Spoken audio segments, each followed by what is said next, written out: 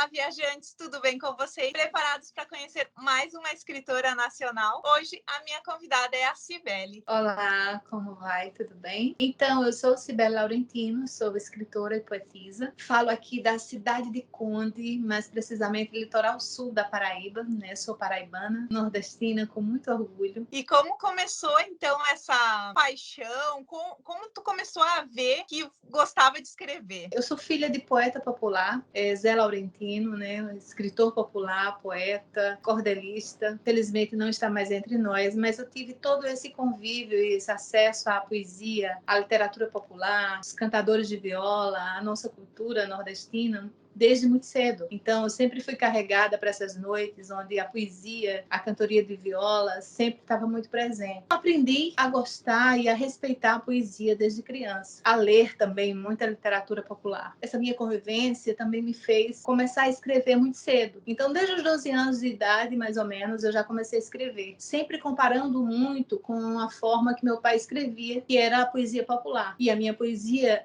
apesar de conviver com essa literatura e com essa poesia popular, eu sempre fui muito mais para o lado da poesia de Clarice Lispector, de Adélia Prado e tantas outras poetisas que faziam essa diferença. E daí minha escrita ficou meio sem ter um local certo para estar. Ela fluía em versos livres, mas eu fazia a cobrança do verso metrificado, como era a poesia que eu costumava escutar. Então isso tudo me fez reservar um pouco essa poesia para mim, né, sem aceitá-la como ela nascia, né, como ela surgia. E isso me fez me prender muito tempo, sem querer mostrar, sem querer dividir com as pessoas. E até chegar à época de adulta, né, na transição da vida e da morte do meu pai, que ele me pedia tanto para publicar meu trabalho. Eu me encorajei e publiquei pela Amazon meu primeiro livro de poesias, que é o Cactus. E daí foi o começo de tudo. Hoje já são quantos livros publicados? Hoje eu tenho o Cactus e tenho Nobelina. E tenho o livro Todas em Mim, que está em processo editorial. Conte um pouquinho sobre cada história desses livros, para quem não conhece, saber um pouquinho. Eu fiz uma seleção em tantos papéis, né? Eu não valorizava a minha escrita. E ela surgia de uma forma, como surge até hoje, de uma forma extremamente natural. Então eu escrevia no balcão da lanchonete, no papel de guardanapo, na última capa do caderno. Então, isso tudo foi ficando junto lá em uma gaveta. E quando eu retomei a reler essas poesias, eu fiz uma seleção de 158 poemas e publiquei como e-book. Então, esses poemas têm de vários tipos, voltados para o lado paterno, para o lado materno, para a observação das pessoas, da natureza, sentimentos, saudade, emoções, tristezas, dores minhas ou de alguém que eu observei. E está tudo composto lá, nesse livro chamado Cactus. A escrita é muito terapêutica, né? Uma coisa muito linda. Quando eu concluí esse livro, eu me senti assim como se realmente eu tivesse... As pessoas comparam também muito a questão materna, né? Então eu me senti muito descansada de ter resolvido essa etapa da minha vida, Aquela sabe? missão cumprida, assim. Ele precisava mesmo assim que eu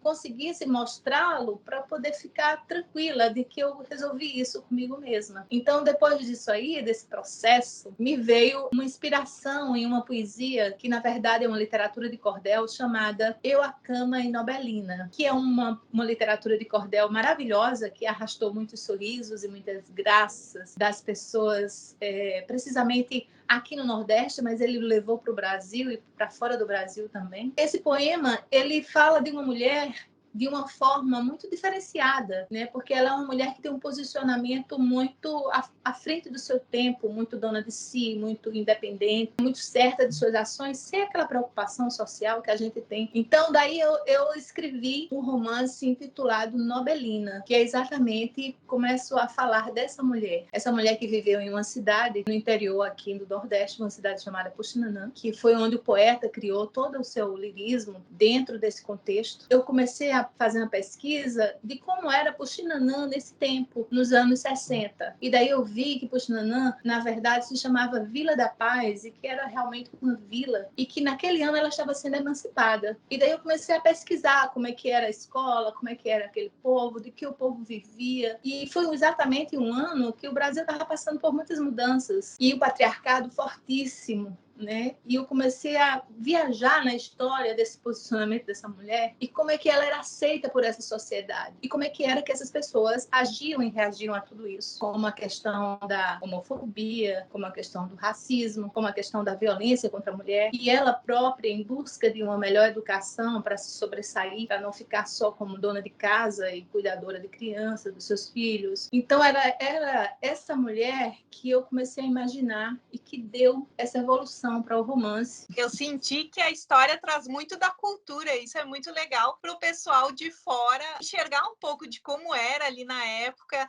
a cidade, tudo isso que tu pesquisou e botou na história. Sim, porque tem essa questão social que é forte, que é preocupante até os nossos dias atuais, mas também a história traz o regionalismo e mostra também um lado lindo, que é o lado cultural do Nordeste, né? O folclore, nossos valores. Isso aí você vai aprender um pouco com o livro, né? De uma forma simples, que é o lado da literatura. E essa questão da feminilidade, são três mulheres muito fortes, vivendo em três tempos diferentes. Nós temos a Nobelina, que é uma jovem que busca por essa aparição socialmente, ter uma profissão, de estudar, de conhecer, se fazer aí essa nova mulher. E temos a mãe da Nobelina, que é aquela criatura que está acomodada, satisfeita com o que o patriarcado lhe impôs, de aceitar que quem manda é realmente a figura masculina e que ela nasceu apenas para as prendas domésticas e a criação dos filhos. E ela é feliz assim. E temos a professora, a primeira professora da escola que a Nobelina estuda, que é uma mulher que conseguiu estudar até um certo nível. Ela alfabetiza aqueles adultos e é muito feliz por isso, por fazer esse trabalho social, mas que casada com um marido extremamente machista, né, alcoólatra, e a violenta por ciúmes, por insegurança, por ela ser uma mulher que está fazendo a diferença socialmente. E é isso, essas três mulheres, elas fazem uma grande diferença no enredo. É uma história que dá para tirar, além de tudo, muitos aprendizados. Mesmo sendo uma história que se passa em outros tempos, nos faz pensar sobre muitas coisas que acontecem ainda hoje. Infelizmente, né, tem muita gente que ainda passa por essas situações, independente da região onde vive. Pior, né, tem vergonha de estar passando, e poucas são as mulheres que procuram ajuda e poucas são as que reconhecem isso como uma violência. Por isso que esse assunto ele precisa ser muito discutido ainda. Tem aí alguns projetos futuros já encaminhados, um novo livro, talvez, já sendo escrito? Eu tenho um livro que já está pronto, está em processo final editorial, que é o livro